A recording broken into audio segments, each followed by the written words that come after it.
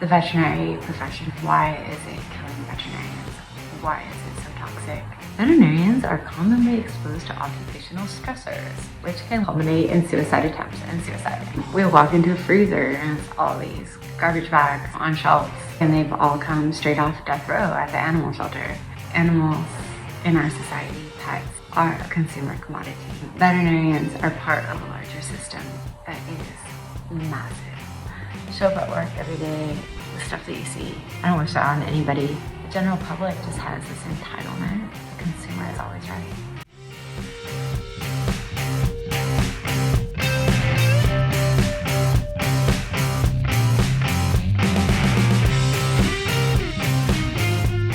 Hi everybody, it's me, Melinda Lopez. You might know me as Dr. Lopez. I'm the person behind the Twin Trees Vet YouTube channel and podcast and all of that. And there's something that I've been wanting to tell you. I retired from veterinary medicine. It's something that's been really difficult for me to talk about, but it has to be said almost on a daily basis. People are putting me on the spot and demanding an explanation because I live in a small town. I don't even know a lot of these people, but they know who I am. And everybody wants an answer, so here we go. I graduated from veterinary school in 2009, so that was a while ago. So well over a decade of experience working in the trenches, mostly emergency. What I went through, I can really only describe as a pot of boiling hot water. Basically, when frogs are boiled alive, they're put in hot water and then gradually the temperature is increased so that they kind of become desensitized to it, and then by the time it becomes so hot, it's actually too late. I know everybody has a different experience in the field, but for me personally, and what I know a lot of my colleagues go through, that couldn't be more accurate. There are a lot of different things that we need to discuss. The veterinary profession itself, why is it killing veterinarians? Why is it so toxic? What is it? To do that, we can't not discuss the pet industry and these industries that are based on live animals as consumer commodities, something that's manufactured, bought, and sold. So a lot of people don't think about this kind of stuff. They think, oh, my dog is my child, it's my son. I've heard it a million times, it's my baby. But actually, animals in our society, pets, are a consumer commodity. Veterinarians are part of a larger system that is massive. I think skiing for saving my life, that was my biggest outlet through all of the difficulties I went through being a veterinarian. The one thing that I knew would always make it all go away is skiing. When I'm on a mountain, I just am so happy. And ultimately, it was skiing that led me to stop because I had a really bad ski injury where I couldn't stand. So at that point, I couldn't support the workload that I had on my shoulders. I was forced to take time out. And then that actually led to a cascade of events where I had to close my practice and a bunch of other stuff. But on our first day of veterinary school, I feel like there was foreshadowing of what I would later understand after 10 years of seeing the same thing over and over again. It's all on repeat. You spin the wheel, what's coming in today. The owners that walk through the door, you can separate them into buckets. 20 minutes in the veterinary emergency room, it rips off the mask of who people are pretending to be, and you really see their true colors. But as far as the types of stuff we see too, it's the same thing over and over and over again. HBC, hit by car, BDLD, big dog, little dog, all of the different in-home intoxications, all of the poorly regulated manufacturing of pets showing up as defects on the manufacturing line that suddenly culminate in an emergency. Same thing over and over again, spin the wheel, one of these. So you kind of start to notice the big picture. You start to notice the patterns. Our first day of veterinary school, it's anatomy, so you have cadaver dissection. We walk into a freezer and it's all these garbage bags on shelves, and you're assigned one and you're assigned a group. and that's your dog, and they've all come straight off death row at the animal shelter. There's everything there. Our dog was Wrinkles. She was a pit bull mix. Later we found a locket in her stomach, but there's all these other really cute dogs on the dissection table too from death row. Lots of ruddy types and lots of just really cute. What's wrong with that dog? Why did they end up in the shelter? You know, it's just like kind of the first glimpse of the hot water, and then it just pretty much got worse from there. People are starting to talk about veterinary mental health and suicide. In 2023, there was a paper, Veterinary Suicide, a literature review. I'll link it below. But right in the abstract, I'm just paraphrasing, they say, veterinarians are commonly exposed to occupational stressors, such as excessive workload and financial constraints, which can lead to a variety of mental health problems and can culminate in suicide attempts and suicide. And so they're basically talking about the incidence of suicide in vet med, which veterinarians are known to be among the top populations at risk. Law enforcement, prisoners, animal shelter workers are all kind of up in those ranks. Occupational stressors, excessive workload, financial constraints. It sounds pretty benign when you just put words on them like that, but I thought it might be helpful to actually talk about what that means, you know, how that can really culminate in becoming absolutely broken shell of a human being. So I mentioned that a ski injury kind of took me out of the game. What was your last name? Lopez. Thank you. And had to have 5 surgeries in 16 months.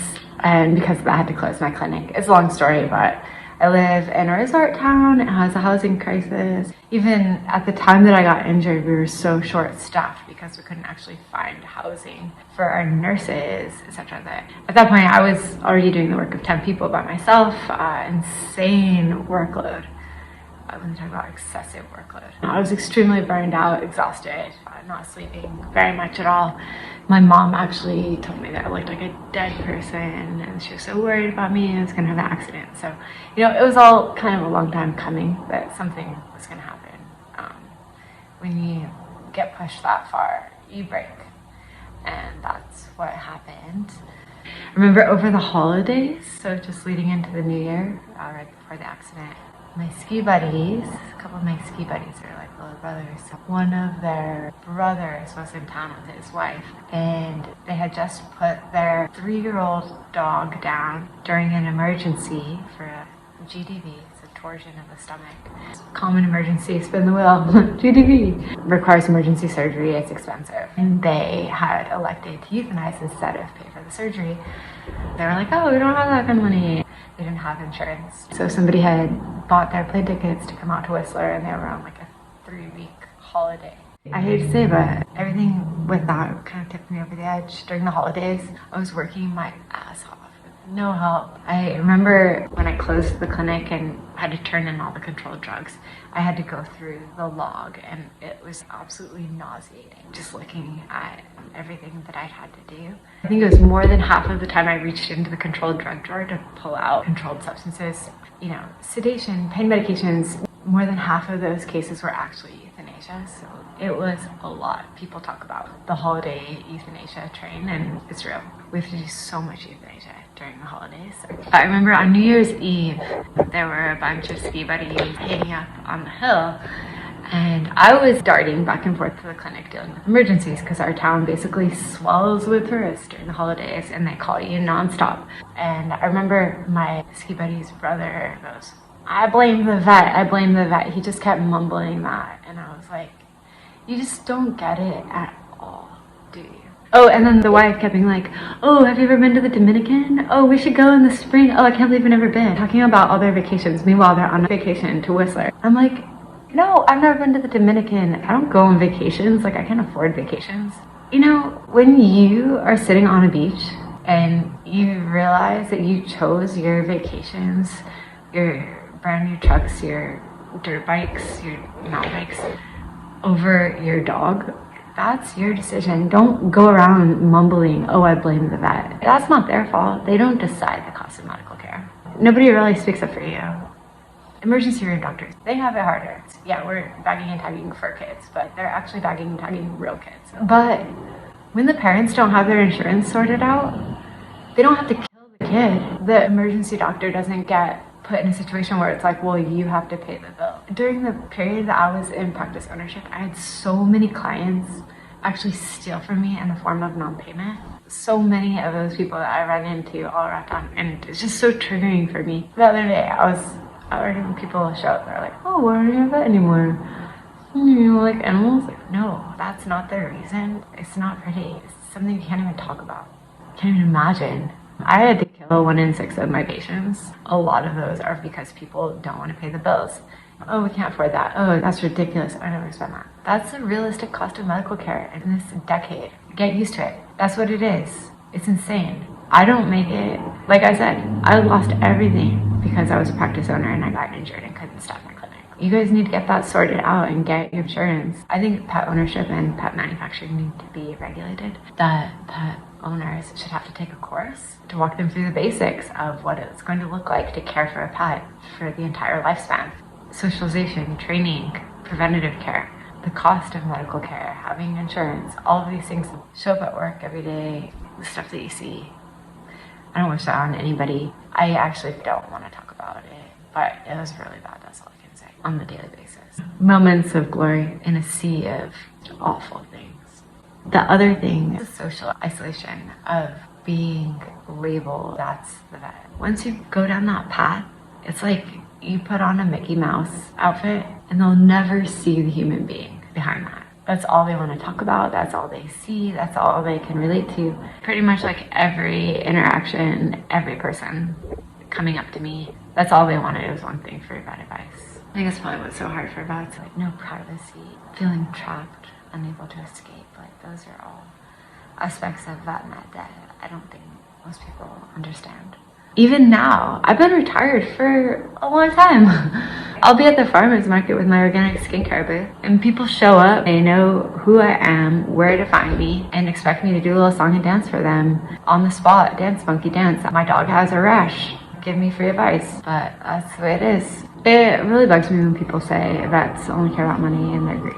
All I really got from VetNet was a whole pile of debt, like hundreds of thousands of dollars in student loans and business debt. It never came back to me. Just sacrificing so much to help strangers, to give excellent care. I didn't even have housing for a little while. It's just not right.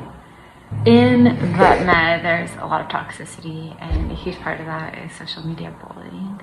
Constant feed of people posting all the different ways that they've been bullied, the most extreme bullying, the online reviews, all of that. It's so harmful to be one-star reviewing kind people. They're just trying to help you. But yeah, they'll just eat you alive, torn apart by wolves. They feel so entitled to have you on the spot at any time, day or night. The general public just has this entitlement that comes from the consumer is always right. And it's so damaging. I got triggered really badly one day to full PTSD, and I talked to my therapist, and she actually was smart enough to ask a question. She's like, have you found that you have an aversion to pets? And I was like, I did for sure. At the worst of it, if a dog walked up to me, I would literally cringe and recoil, because I knew that on the other end of that was a pet owner, and everything that meant to me, my subconscious being was so averse to that I was like, get me away. But I think I'm better now. I can actually pet dogs. The stuff I saw, the situations I was put in. Yeah, I just can't go there right now. Maybe someday. It's just like a bad dream when I look back on it. I can't believe I chose that door. All the doors you can choose. Throughout my life, there were times when I could have chosen a different door. Even when I first moved to Whistler, I had just left a hospital, and I could have chosen a completely new path. And I thought about it, and then no, I had to do the hard thing. What I'm doing now, pay the bills. I live in a resort town, living in Rome, working a lot of resort jobs, so at hotels, banquets is a big thing, weddings, conferences, catering, that kind of stuff. It's kind of nice because, you'll never see those people again. They have no idea who you are. Most people never even look at your face. It's complete anonymity. It just feels safer, honestly. I'll still probably continue to chip away at my educational projects like this channel. My other project, Little Pine Pet, is our sustainability project, and it's cool. You can find it online. upcycled mountain gear into that stuff. Solomé Beauty is my organic skincare brand. I've been doing that for a long time, just for fun. I just decided to get a farmer's market booth. I really love that project. It's just so beautiful. And I sleep way better now that I'm not doing it. I'm so much better. Sleep is a big thing. When I was practicing, I didn't get enough sleep. I had a really hard time sleeping. You know, you get so much adrenaline from these awful situations and emergencies that it's like, even if you're exhausted, you fall asleep and 5 minutes later, you're awake, wide awake with your heart pounding. Cheers to the new chapter. I'm really excited. It's a beautiful day out there. I want to go biking or hiking and just be free. So goodbye, pet industry. Goodbye, Vetland. And so long. Thank you all for supporting my channel. Yeah, I hope you have a beautiful day. Thanks.